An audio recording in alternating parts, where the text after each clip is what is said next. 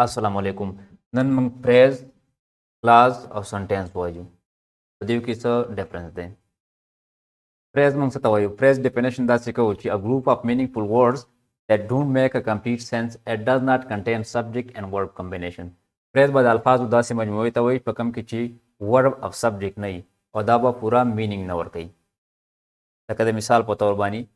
after work in the classroom with the friends in the morning after long time best teacher دا ټول د الفاظو مجموعه ده او په دې کې سبجیکټ او ورب په یو کې هم نشته او دا پوره مینینګ نه ورکوي after ځان لفظ دی ورک ځان لفظ دی د الفاظ یو مجموعه ده په دې کې سبجیکټ او ورب نشته کمپلیټ مینینګ نه ورکوي in the classroom په کلاس نه په پوره مینینګ ته نه واضح کیږي سنس نه جوړي نو دې ته موږ فریز وایو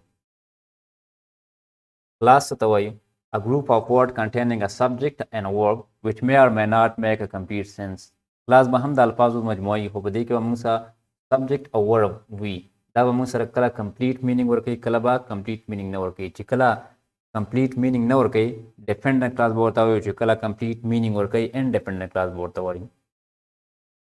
dependent class څه ته وایي it does not make complete sense and cannot stand alone.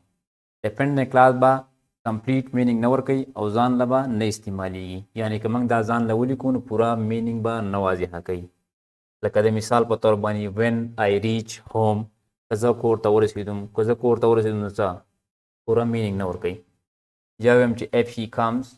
که هغه چېرته رالو after I met him چې زه کله د هغه سره میلاو شوم د هغه نه وروسته نو بیا څه پوره مینینګ نه واضحه کوي ډیپنډنټ کلاس ورته وایي independent class make complete sense and can stand alone دا پورا مینینګ ورکوي او که ځان له موږ دا ولیکو نو پوره مطلب ته واضحه کیږي دې ته independent class وایي independent class د سنټنس یو حصه ده یا یو وړوکی سنټنس ورته موږ وایو I will call you زه به تا ته کال وکړم I will help him زه به د هغه امداد وکړم we solve the math question موږ د math سوالونه حل کړه نو دا independent class دی dependent class ته subordinate class هم وایي او independent class ته principal class هم وایي sentence ته وایي a group of words that contain a subject and a verb and always make a complete sense sentence به د الفاظو داسې مجموعې ته وایي په کوم کې چې verb او subject دواړه موجود وي او همیشه دپاره کمپلیټ مینینګ ورکوي پوره مطلب واضحه کوي لکه د مثال په طور I will call you I will help him we solve the math questions دا سنټنس دی یا دې ته موږ independent class هم وایو independent class یو وړوکی سنټنس وي phrase class او سنټنس کې ډفرنس داسې دی چې پریز به د الفاظو مجموعي سبجیکټ او ورډ به پکې نه وي کمپلیټ مینینګ به نه ورکوي کلاس به د الفاظو مجموعي سبجیکټ او ورب به پکې کله به دا کمپلیټ مینینګ ورکوي کله به کمپلیټ مینینګ نه ورکوي چې کله کمپلیټ مینینګ ورکوي پوره مطلب واضح کوي انډیپندنٹ کلاس به ورته وایو پوره مطلب نه واضح کوي ډیپندنٹ کلاس به ورته وایو سنټنس د الفاظو داسې مجموعې ته وایي په کوم کې چې ورب او سبجیکټ دواړه موجود وي او همیشه دپاره مطلب واضح کوي اته موږ سنټنس وایو لکه دې جمله کې تاسو وګورئ when I reach home I will call you in few seconds که زه کور ته ورسېدم زه به تا ته کال وکړم یو څو سیکنډ یو څو منټه کې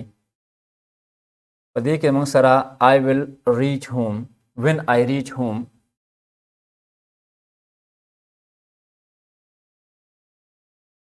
په دې کې when I reach home dependent class دی I will call you in few seconds independent class دی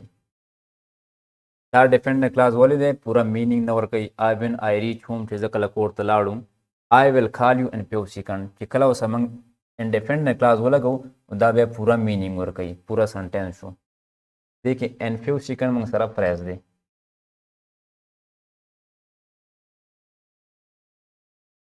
If he comes, I will help him by my heart. هغه چېرته راغلو زه به د هغه د زړه نه امداد وکړم if he come که هغه چېرته راغلو dependent class I will help him by my heart and dependent class دا کلاس چې کوم دی دا یو دا په دې باندې ډیپینډ کوي حساب پې کوي که دا کلاس نه وي که دا کلاس نه وي نو د دې کلاس به مینینګ نه واضح کېږي